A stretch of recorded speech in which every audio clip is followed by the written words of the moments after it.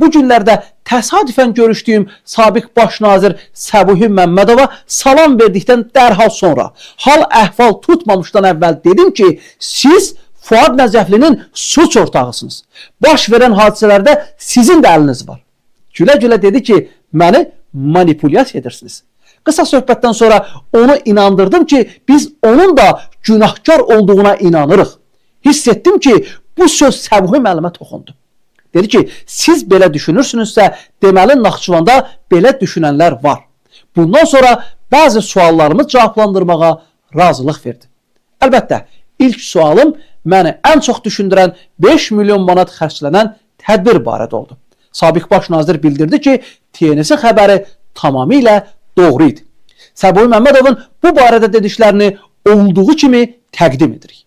Fuad Nəcəfli 2023-cü ilin aprel ayında israrla tədbir üçün 5 milyon manat vəsait ayrılmasını tələb etdi.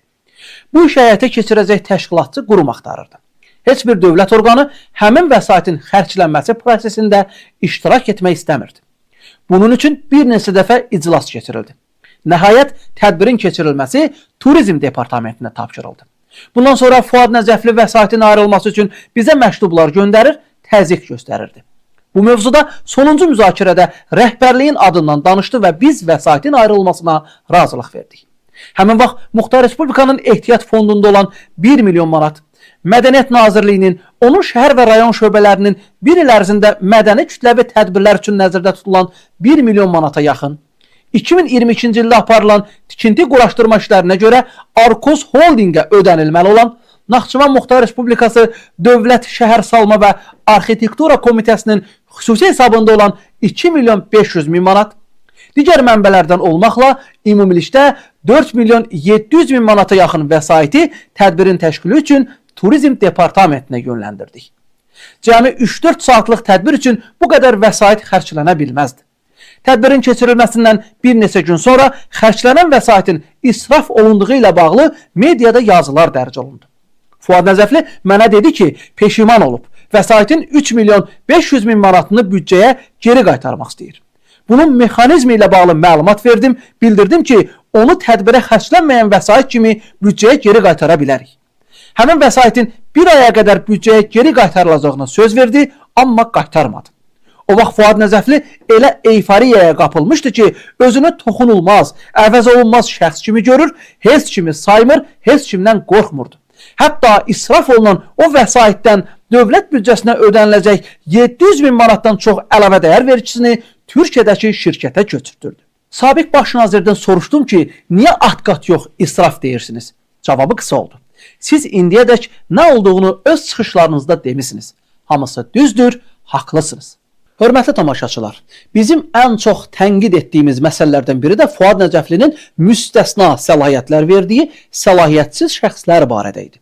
Biz soruşurduq ki, prezidentin sabiq köməkçisi Əli Həsənovun qardaşı oğlu Anar Həsənov, haradan gəldiyi bilinməyən İsmail Əhmədov, Türkiyəli iş adamı İbrahim Sancı kimi adamlar Muxtar Respublika hökumətinin iclaslarında niyə iştirak edir? Onlar Naxçıvanın rəsmi şəxslərinə necə tapşırıqlar verirlər? Əlbəttə ki, bu suallar cavabsız qalır. Bəzi dairələrdə yenə bizim güya Naxçıvan rəhbərliyini sabotaj etdiyimizə dair absurd fikirlər səsləndirilirdi. Xatırlayıram, 2024-cü ilin mart ayında yeni idarə etmə metodu Naxçıvanın səlahiyyətsiz səlahiyyətləri adlı məqalə yazmışdım. Bu məqalədə Naxçıvanda İsmail Əhmədov və Anar Həsənova verilən qanunsuz səlahiyyətlərdən bəhs etmişdim. Sabiq baş nazir bu məsələyə də aydınlıq gətirdi. İsmail Əhmədovla bağlı siz çox yazmısınız. İsmail Əhmədov Muxtar Respublikada dövlət orqanlarının işinə kobud şəkildə müdaxilə edir, özünü xüsusi mandat verilmiş şəxs kimi aparırdı. O, Muxtar Respublikada istənilən tikinti obyektinin tikintisini dayandırır, istədiyi obyekti sökdürürdü. Fuad Nəcəfli onun sözü ilə Hacıvar kənd tam orta məktəbinin binasını heç bir ciddi səbəb olmadan sökdürdü. Həmin kəndin uşaqları 3-cü tədrislidir ki, təhsil almaq üçün qonşu kəndin məktəbinə gedir.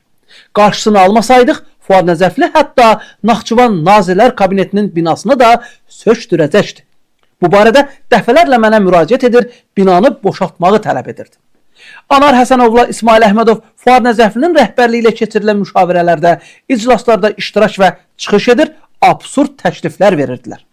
Anar Həsənov Ali Məclisin binasında oturur, hökumətin qapalı iclaslarına qatılır, müxtəlif məsələlərlə bağlı hazırlanan fərman layihələrinin təqdimatlarını keçirir, onları prezidentə təqdim edəcəyini bildirirdi. Fuad Nəcəflinin tapşırığı ilə ona Naxçıvan Ali Məclisinin xidməti avtomobilə ayrılmışdı. Anar Həsənov Ali Məclisdəki otağında Naxçıvanın bir sıra mərkəzi və yerli icra hakimiyyəti orqanlarının rəhbərlərini qəbul edir, hesabatlar alır, tapşırıqlar verirdi. O, tez-tez Şərur, Kəngərli və Sədrək rayon icra hakimiyyətlərinə gedir, abadlıq, təmir, tikinti və digər işlərlə bağlı icra başçılarına göstərişlər verirdi. Hər üç rayonun idarə etməsini Fuad Nəcəfli ona həvalə etmişdi. Təəssüf ki, sabiq baş nazir Fuad Nəcəfli ilə Anar Həsənovun ortaq biznesləri barədə sualımı cavablandırmadı.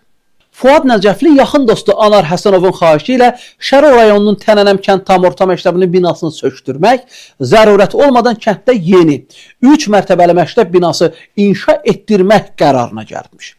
Fuad Nəcəfli məktəb binasının yararsız olduğunu əsas gətirərək sökülməsini, yeni məktəbin tikilməsi məqsədi ilə vəsaitin ayrılmasını Səbuhi Məmmədovdan tələb edib. Bundan sonra sabiq baş nazir Nazirlər Kabinetinin məhsul şəxslərini Tənənəm kəndinə göndərib, binaya baxış keçirilib, məktəbdə video çəkiliş edilib. Səlahiyyətli nümayəndəyə məlumat verilib ki, Tənənəmdə yeni məktəb binasına ehtiyac yoxdur. Bundan sonra Naxçıvanda daha bir binanın sökülməsinin qarşısı alınıb. Gör, Anar Həsənovun xətri nə qədər əziz imiş ki, Fuad Nəcəflinin tapşırığı ilə tender keçirilmədən təcili Tənənəm kəndinin yolu yenidən qurulub. Kəndin yolunun yenidən qurulmasına 3 milyon manatdan çox vəsait sərf olunub. Səlahiyyətli nümayəndənin qanunsuz tapşırıqlarını icra edən Naxçıvan Avtomobil Yolları Dövlət Agentliyinin rəhbəri sonralar məsuliyyətə cəlb edildi. Səbuhi Məmmədov bizim bilmədiyimiz daha dəhşətli faktlar açıqladı. Həmin faktların bəziləri konfidensial məlumatlar olduğundan onları açıqlamayacaq. Fuad Nəcəfli Naxçıvan Muxtar Respublikası Dövlət Ehtiyatları Agentliyinin balansında olan ambarlarda saxlanılan, dövlət vəsait hesabına alınan 6 milyon 500 min manat dəyərində 10 min tona yaxın ərzaqlıq buğdanı bəzi şəxslərə hədiyyə edib. Əziz tamaşaçılar, təsəvvür edin, vəzifəli şəxs dövlətin ehtiyatını dədə malı kimi dostuna, tanışına bağışlayıb.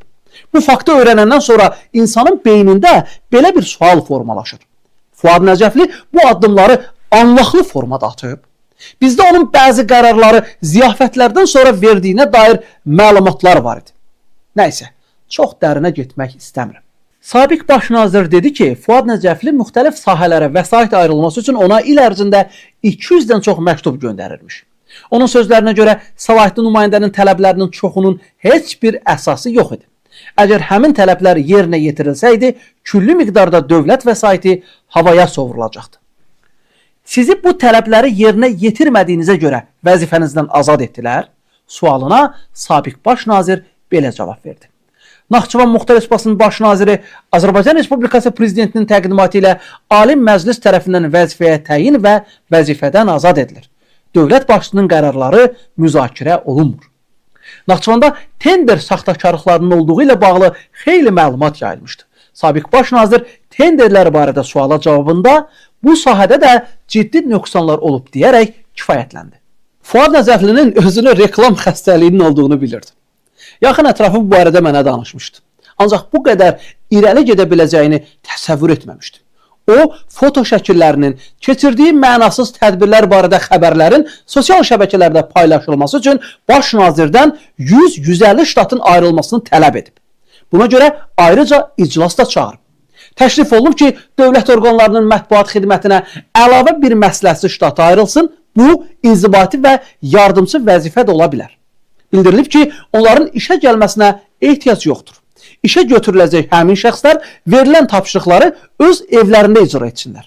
Yəni, küllü miqdarda dövlət vəsaiti xərclənməli idi ki, bu dırnaq arası zati ailələrinin, dırnaq arası möhtərəmin PR işi qurulsun. Deməli, Naxçıvan buna dar gəlirmiş. Görəsən özünü hansı yüksək vəzifəyə hazırlayırmış? Səbuhi Məmmədov bu təklifə etiraz edib. Səbəb müəllim onu ən çox narahat edən məsələlərin səhiyyə, təhsil və kənd təsərrüfatı ilə bağlı olduğunu bildirdi. Dedi ki, son 3 ildə Naxçıvanda səhiyyə və kənd təsərrüfatı sahələrinə ciddi ziyan vurulub. Bu sahələrin bərpası, yenidən qurulması xeyli zaman alacaq. Naxçıvan barədə yenə narahatsınızmı sualıma cavabında bir inam, əminlik hiss etdim. Prezidentin yeni səlahiyyətli nümayəndəsi Ceyhun Cəlilov mənim rəhbərlik etdiyim hökumətdə nazir olub. O, prezidentə sədaqətli, işgüzar, məsuliyyətli insandır.